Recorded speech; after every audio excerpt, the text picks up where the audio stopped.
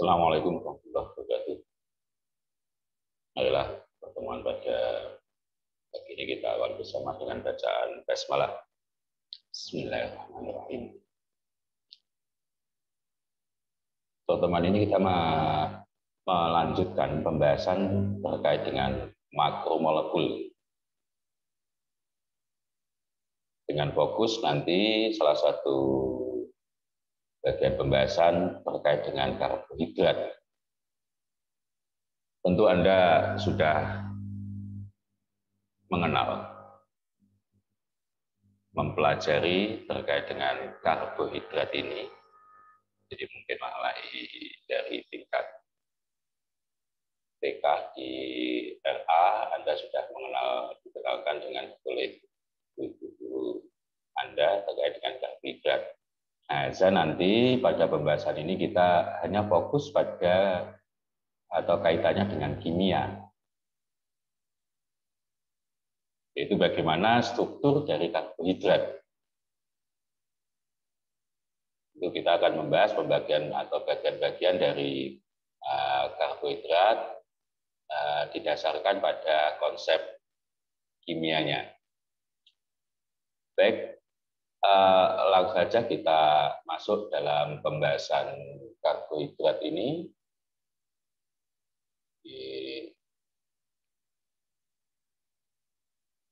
Kita akan membahas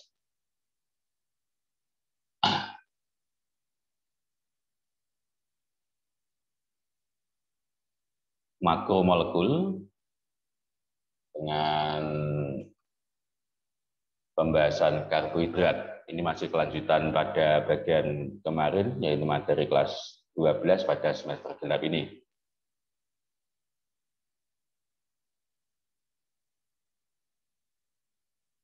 Pengertian dari karbohidrat jadi merupakan salah satu yang harus terpenuhi bagi kita manusia. Pengertiannya, karbohidrat ini adalah suatu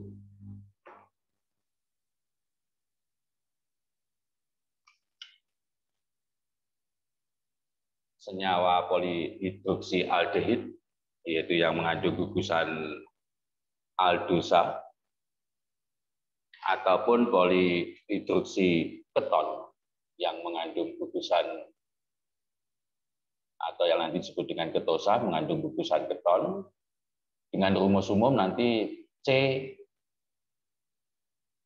CH2O, CmH2O N kali. Memang ada yang berbeda, yang paling sederhana nanti bisa M dan N-nya sama. Tetapi untuk karbohidrat secara umum, N dan N-nya nanti berbeda. Istilah karbohidrat ini pada awalnya, karena melihat dari rumusan CmH2O N tadi, nampak atau seolah-olah ini adalah suatu karbon C yang dikelilingi, yang mengikat secara kompleks H2O, ya, secara koordinasi. Kalau memang demikian, seharusnya ketika H2O itu diambil, diuapkan, bukan dibakar ya, tapi diuapkan, seharusnya yang tertinggal adalah atom C. Atom C warnanya hitam. Jadi misalnya aja kita memiliki beras, kalau itu diambil uap airnya, maka beras tersebut warnanya hitam. Itu seharusnya kalau melihat definisi CmH2ON, yaitu karbon yang terhidrat, karbon yang terhidrat. Nah, ternyata tidak demikian. Maka penggunaan istilah karbohidrat itu sebetulnya tidak tepat kalau didasarkan pada pemahaman itu. Agar tidak terjadi kesalahpahaman, maka istilah karbohidrat itu nanti lebih terkenal dengan istilah sakarida. Karena semua karbohidrat itu memiliki rasa manis, atau ketika itu terurai menjadi bagian-bagian yang paling kecil, jadi monomer-monomernya, karbohidrat ini mengandung suatu molekul yang rasanya manis. Dalam bahasa Arab, sakar yang berarti gula. Maka akhirnya istilah karbohidrat itu yang lebih tepat seharusnya pemberian namanya, dan sekarang yang digunakan adalah sakarid. Ini dari pengertian ya. Jadi istilah karbohidrat sebetulnya tidak tepat. Yang tepat adalah sakarida. Ini penggunaan hanya istilah. Nah, di dalam karbohidrat kita nanti dapat menggolongkan beberapa bagian. Di antaranya penggolongan ini didasarkan pada strukturnya.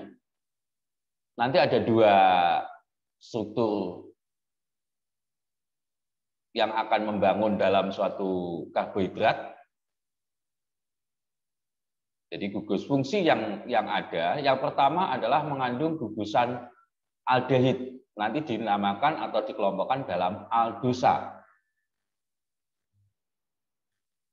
Jadi mengandung gugusan aldehid seperti ini. Nanti di sini ini kan gugusan aldehid.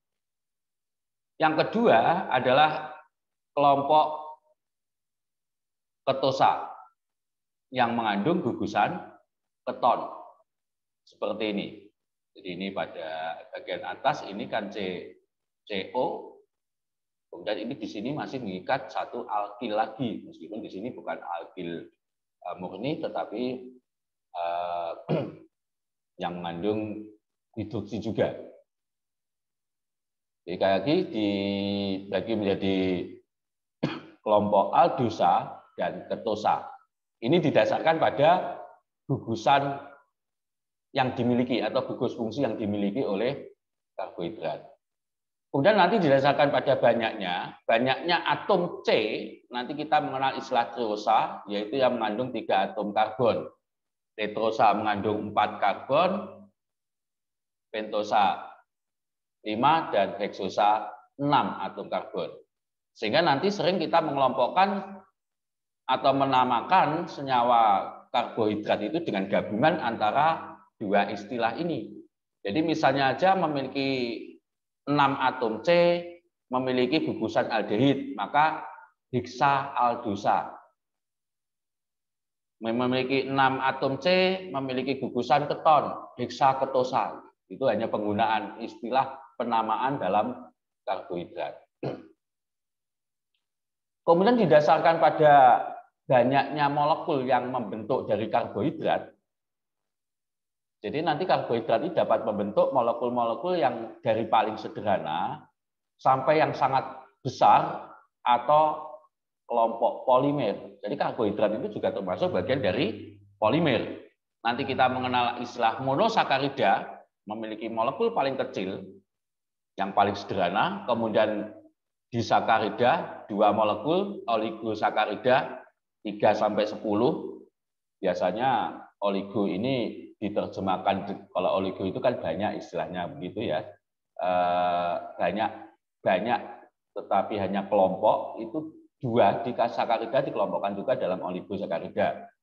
Jadi ada yang membagi hanya 3, monosakarida, oligosakarida, dan polisakarida. Di mana disakarida termasuk dari oligosakarida, berarti antara 2-10. Sedangkan polisakarida yang membentuk molekul yang sangat besar, apabila terurai menghasilkan molekul-molekul monosakarida yang sangat-sangat banyak. Ini mengenai pembagian berdasarkan banyaknya molekul yang menyusun dari suatu karbohidrat. Kemudian berdasarkan rumus cara menggambarkan rumus strukturnya, kita nanti memiliki 2 bentuk, yaitu berdasarkan rumus Fischer dan yang kedua menurut rumus Howard, atau disilakan dengan siklohemiasetal, atau ada juga yang menamakan dengan istilah rumus Tholen. Bagaimana cara menggambarkan? Kalau rumus Fischer itu ya rumus struktur secara terbuka begitu, di mana rantai karbon digambarkan secara vertikal atau tegak, yang merupakan senyawa alifatik, jadi terbuka dengan gugusan aldehid atau keton. Kemudian nanti pada atom tertentu, disitulah kekhasan, misalnya mengandung OH seperti ini. Jadi kalau seperti ini nanti dinamakan glukosa secara penggambaran dari Fischer. Jadi secara terbuka seperti ini. C sebanyak 6. Ini kan kelihatan sekali, di kiri kanan ada OH dan H. Pada ujung ini ada gugusan aldehid, di sini ada, ini kebetulan kedua-duanya saya gambarkan dengan gugusan aldehid, yang satu D-glukosa dan yang satunya L-glukosa. Sedangkan penggambaran dari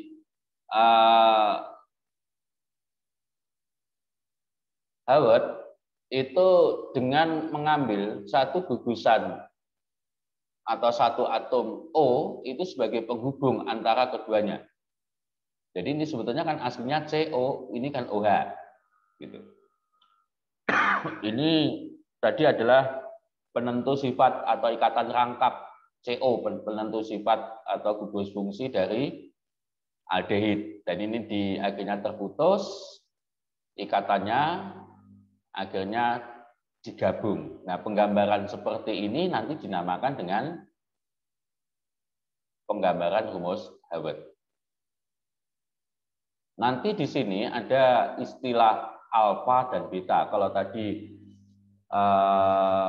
kalau kita gambarkan dengan menggunakan Fischer itu menggunakan D dan L, dextro levo kiri dan kanan dan kiri. Kalau kita menggambarkan dengan Howard, kita mengenal istilah alfa dan beta. Seperti ini alfa, ini beta. Ini bedanya hanya di sini H menggambarkannya ke atas, OH-nya di bawah, yang ini OH-nya di atas, ini hanya di bawah. Ini penggambaran. Mungkin saya nggak akan terlalu dalam ini. Kita ke struktur secara umum. Yang penting Anda tahu ada berdasarkan Fischer dan yang satunya berdasarkan Howard. Demikian juga keisomeran ini nanti saya hanya sepintas saja. Keisomeran kita mengenal istilah keisomeran geometri. Jadi kita mengenal istilah dextro dan levo. Jadi nanti terletak pada atom C nomor 5 itu gugusan OH di kiri atau di kanan gitu aja. Kalau di kanan nanti dinamakan dengan dextro. Jadi seperti ini atom C nomor 5, ini dextro, ini di kiri, ini levo L. Jadi ini D-glukosa, ini L-glukosa. Ini adalah fruktosa di kanan, yang ini di kiri. Maksudnya yang atas ini hanya juga di kiri ya, OH begitu. Hanya saya mengenalkan saja. Nah, di sini yang kemudian adalah keisomeran optik. Saya nggak terlalu dalam menjelaskan juga, saya hanya bahwa kalau suatu sinar itu diarahkan kepada karbohidrat atau sakarida ini, kemudian nanti dipantulkan atau dilewatkan juga dalam kaca nikol, maka nanti akan terjadi suatu pemutaran. Jadi polarisasi dari suatu cahaya. Mungkin ini perlu penggunaan alatnya, tapi hanya saya menyampaikan yang penting untuk Anda. Dan di sini nanti akan terjadi yaitu senyawa kiral hanya atau dengan syarat di situ mengandung atom C asimetris. Atom C asimetris saya ingatkan adalah atom C yang memiliki 4 ikatan yang berbeda. Jadi seperti ini atom C asimetrisnya itu hanya pada ini, ada 2 ini. Kalau yang paling atas ini kan hanya memiliki 3 ikatan yang atom yang berbeda. Ini ke 1, 2 ke bawah. Yang paling bawah C ini kan ke atas ikatan ini, ke kanan OH, kemudian ada 2 H. Karena ada yang sama berarti ini tidak atau bukan asimetris. Nah, yang asimetris itu ini dan ini. Ini kan ke atas, ini gugusan ini, ke kanan H, ke kiri OH, ke bawah gugusan ini. Gugusan ke atas dan ke bawah kan juga berbeda. Ini makanya ini dinamakan atom C asimetris. Demikian juga ini atom C asimetris.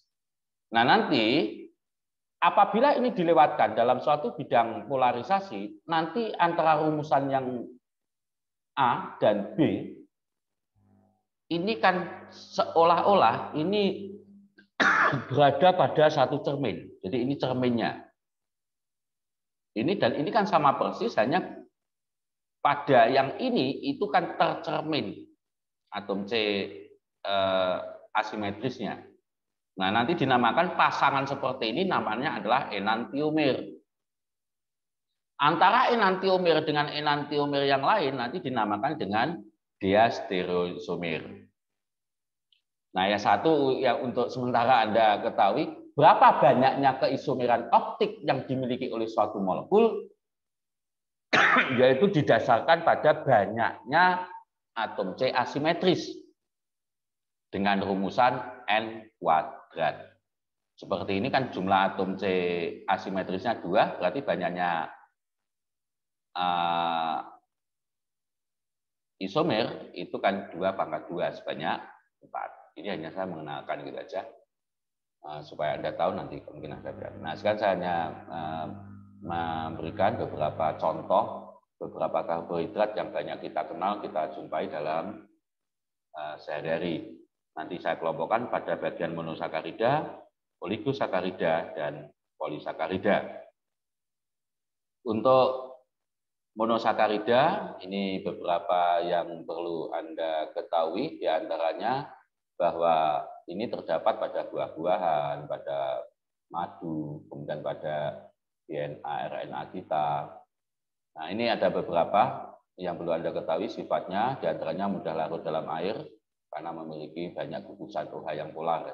Jadi mengapa sakarida itu dapat larut dalam air? Karena ini mudah, karena memiliki banyak gugusan OH yang bersifat polar, air juga polar. Kemudian mutarotasi bersifat optis aktif, tadi hanya saya menggunakan apa alasannya, karena memiliki atom C asimetris. Kemudian dia bisa oksidasi, yaitu merupakan gula bereduksi. Nanti kalau dites nanti akan menghasilkan endapan merah bata apabila valine, dan akan menghasilkan cermin perak apabila dengan penguji Tolet. Kemudian reduksi yang untuk dari beberapa monosakarida menghasilkan alkohol polivalen yang disebut dengan alditol.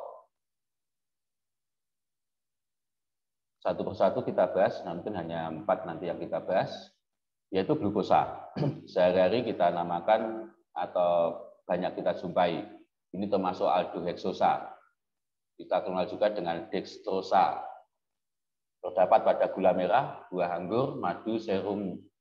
Ini yang langsung kita dapatkan ya. Artinya dalam bentuk monosakaridanya. Ini pada ini. Nanti glukosa ini apabila diuji dengan larutan valine akan menimbulkan endapan merah bata yang merupakan molekul atau senyawa CuO. Nanti glukosa berisomer juga dengan galaktosa maupun fruktosa, artinya secara rumus molekul nanti sama. Tidak meleleh dan tidak bersifat higroskopis. Nanti banyak digunakan dalam sehari-hari, seperti pada permen, biskuit, dan roti. Rumus kimianya seperti ini. Kita bisa menggambarkan 3, jadi dalam bentuk tadi adalah biser, ini adalah bentuk awet. Ingat di sini C selalu 4 ya, kalau ini hanya 1, 2, 3, berarti yang ke atas adalah atom H. Bisa juga digambarkan seperti ini, penggambaran secara hemi asetal. Ini penggambaran dari glukosa. Kemudian yang berikutnya adalah fruktosa. Sehari-hari ini banyak kita jumpai juga, dengan nama lain adalah levulosa. Jadi merupakan penyusun dari gula pasir, gula tebu, dan sebagainya. Nanti bentuk molekulnya seperti ini. Jadi ini rumus Fischer-nya dan ini rumus Howard-nya. Ingat di sini ketika digambarkan dengan rumus Howard ini membentuk segi 5 ya. Kalau tadi glukosa kan segi 6. Kemudian yang ketiga adalah galaktosa. Ini tidak ada di alam dalam keadaan bebas, selalu terikat atau dalam bentuk disakarida dan sebagainya. Jadi kita bisa mendapatkan apabila sudah nanti dihidrolisis. Dihidrolisis itu diuraikan dengan menghasilkan H2O, molekul kecilnya. Biasanya untuk menguraikan ini dengan cara ditetesi dengan HCl. Nanti semua hidrolisis seperti itu. Penggambaran dari galaktosa ini. Jadi juga G6 hampir sama, makanya tadi adalah berisomer dengan glukosa. Dari ketiga contoh tadi, yaitu glukosa, fruktosa, dan galaktosa, ketiganya ini memiliki 6 atom C, maka kelompoknya adalah heksosa. Dengan rumus C6H12O6. Sama. Artinya kalau Anda nanti mendapatkan C6H12O6 itu apa? Ya, kita nggak boleh langsung, itu glukosa, nggak boleh. Jadi selain glukosa, fruktosa dan galaktosa itu memiliki rumus C6H12O6. Sama. Anda bisa membandingkan saja dari struktur, ini jadi memang hampir sama. Ini C6H12O6 semua. Glukosa, galaktosa, fruktosa. Ini perbedaannya hanya atom C nomor 4. Jadi ini OH-nya di kanan, ini OH-nya di kiri. Hanya itu saja. Nah, kedua, jadi glukosa dan galaktosa ini memiliki gugusan aldehid, berarti termasuk aldosa. Heksa-aldosa. Sedangkan untuk fruktosa, gugusannya adalah gugusan keton. Maka ini adalah ketosa. Heksa-ketosa. Keton yang memiliki 6 jumlah atom C. Ini gambarannya. Jadi perbandingan Anda bisa membandingkan, jadi kedua ini adalah memiliki gugusan aldosa, sedangkan yang fruktosa ini memiliki gugusan ketosa. Kalau digambarkan dalam bentuk rumusan Hayward seperti itu. Ini kan juga hampir sama. Jadi yang berbeda hanya pada atom C ini, atom C keempat ini. Ini OH ke bawah, ini OH-nya ke atas. Ini penggambaran lain. Kemudian masih ada satu lagi yang cukup banyak kita kenal untuk monosakarida ini adalah dari pentosa. Banyak sekali contoh-contohnya dengan istilah-istilah mungkin Anda tidak terlalu banyak menghafal. Yang Anda ketahui misalnya saja ribusa, ribulosa, ribofuranosa, dan sebagainya. Jadi nanti salah satunya mungkin yang sangat terkenal adalah penyusun dari RNA itu. Kemudian kelompok berikutnya ini secara kesimpulan rangkuman dari kelompok monosakarida, jadi glukosa, fruktosa, galaktosa, dan pentosa. Masing-masing kalau glukosa pada gula merah, madu, buah anggur, dan serum darah, dan sebagainya. Nanti bisa Anda perhatikan ini di tayang ini, fruktosa pada gula pasir, dan sebagainya. Sedangkan galaktosa nanti tidak ada dalam keadaan bebas, sedangkan pentosa cukup banyak jenis-jenisnya, dan kita bisa mendapatkan masing-masing monosakarida pentosa ini didasarkan pada reaksi hidrolisis. Reaksi-reaksi yang terjadi pada monosakarida yang perlu Anda kenal diantaranya adalah mutar rotasi.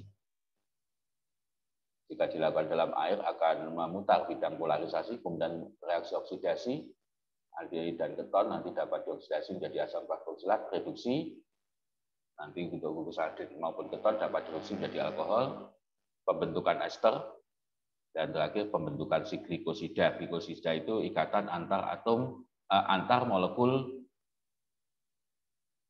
monosakarida, dan akhirnya nanti dapat membentuk sakarida-sakarida yang lebih besar, baik disakarida, oligosakarida, maupun polisakarida. Ini beberapa reaksi yang terjadi pada monosakarida. Berikutnya adalah yang merupakan kelompok oligosakarida. Saya langsung saja ke ini. Jadi ada beberapa jenis, diantaranya adalah sukrosa, maltosa, laktosa, rafinosa, dan stachyosa. 3 kelompok yang pertama ini yang nanti terkenal nanti disakarida. Jadi sukrosa, maltosa, laktosa, rafinosa, dan stachyosa. Sukrosa ini gula pasir yang kita kenal dari tebu. Selain itu juga terdapat pada aren, gula kelapa, madu, nanas, dan wortel. Ini maltosa, ini banyak juga kita jumpai dalam proses amilem dengan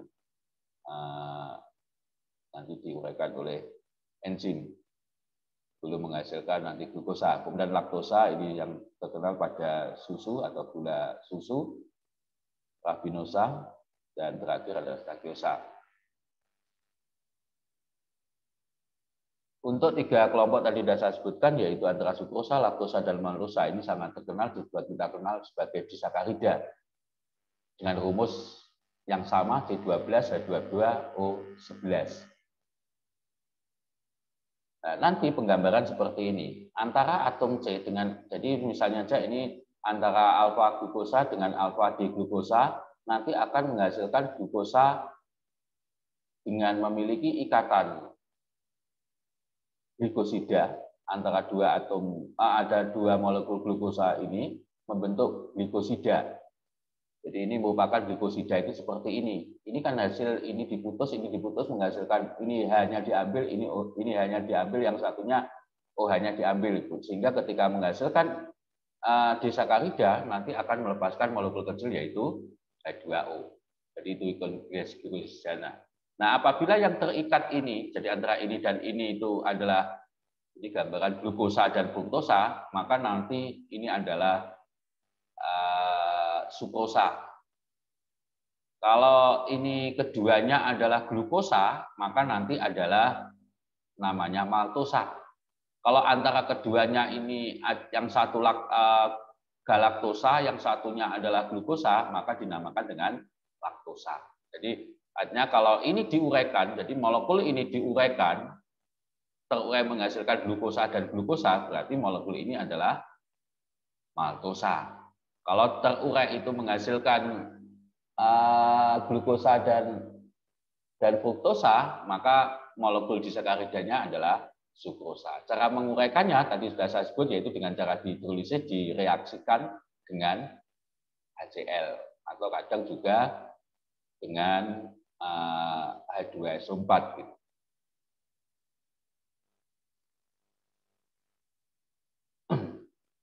Kemudian yang bagian kelompok terakhir adalah polisakarida. Kita mengenal 3 yang sangat terkenal, yaitu amilem, glikogen, dan selulosa.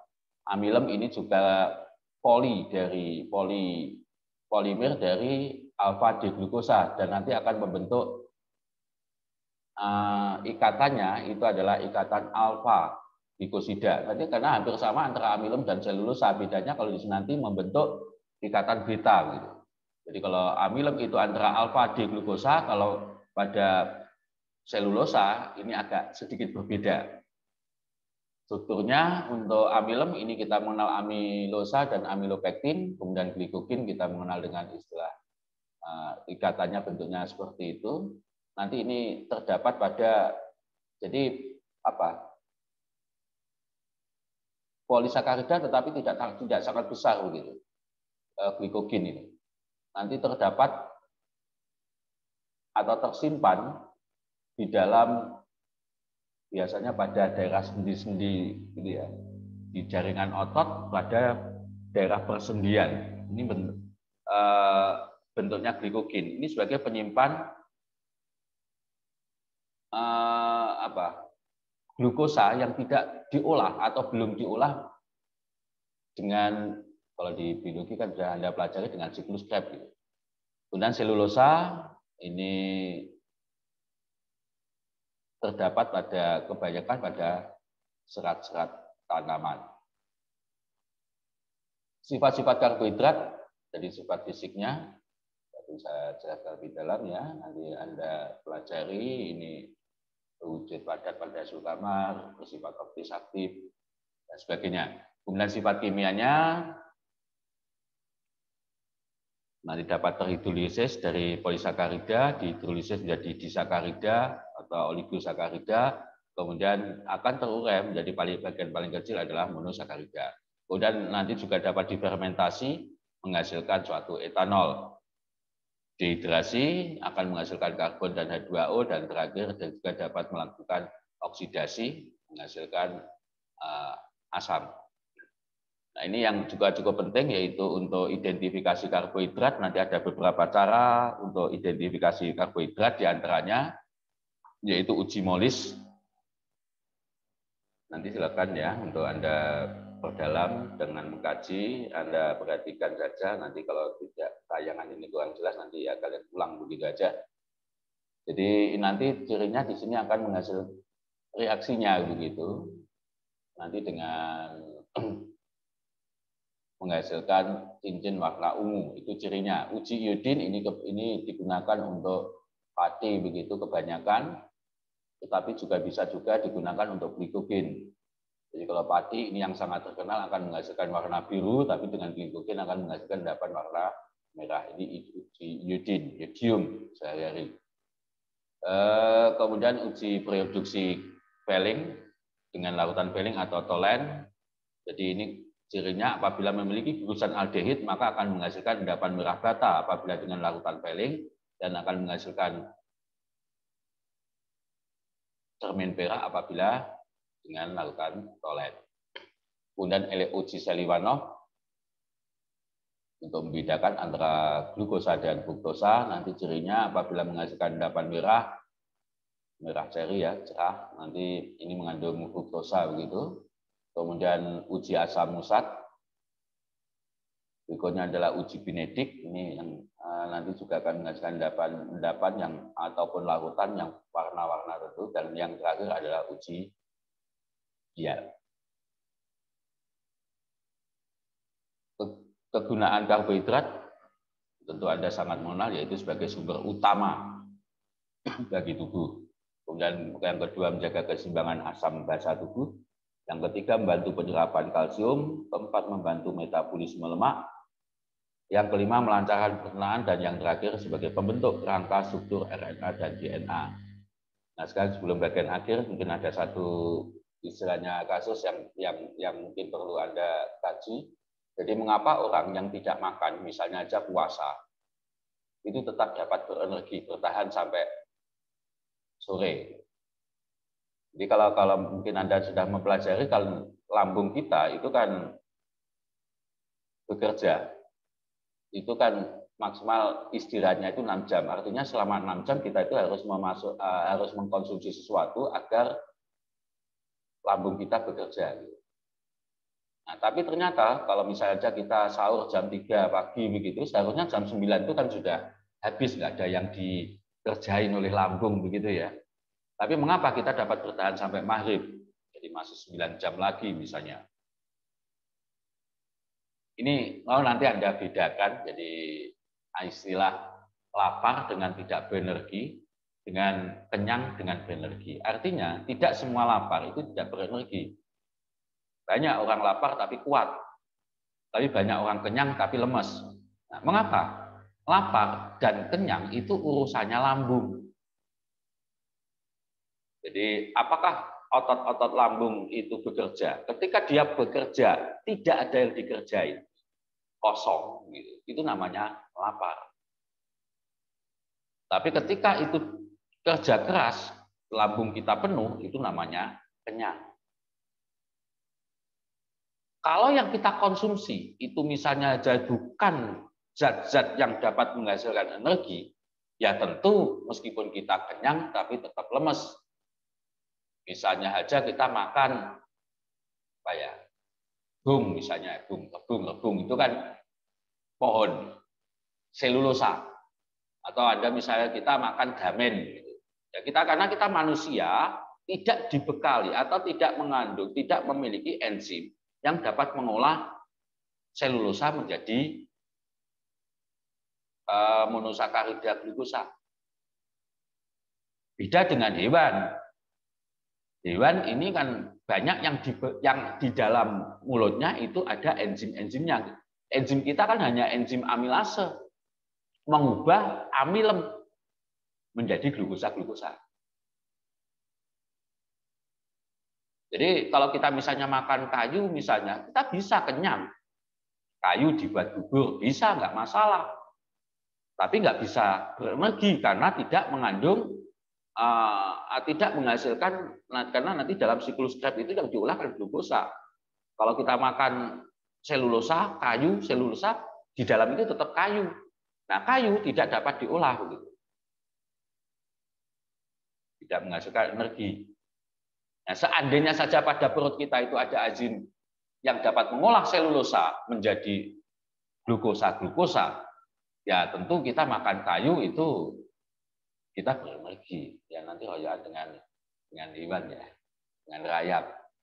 Jadi nanti jangan heran kalau misalnya di masa mendatang ada kita perkembangan biomikromolekul, misalnya aja bagaimana kita memiliki suatu mikroba yang dapat mengolah kayu menjadi glukosa dan itu bisa kita konsumsi langsung. Jadi itu sangat mungkin dalam pengembangan yang akan datang. Saya rasa itu aja, nanti kalau ada hal yang perlu Anda diskusikan silakan nanti untuk pembahasan ini. Sementara saya rasa cukup pertemuan kali ini pembahasan kita terkait dengan karbohidrat. Kurang lebihnya saya mohon maaf. Marilah kita tutup bersama dengan bacaan hamdalah. Alhamdulillahirobbilalamin. Yang mohon maaf, saya kira. Assalamualaikum warahmatullahi wabarakatuh.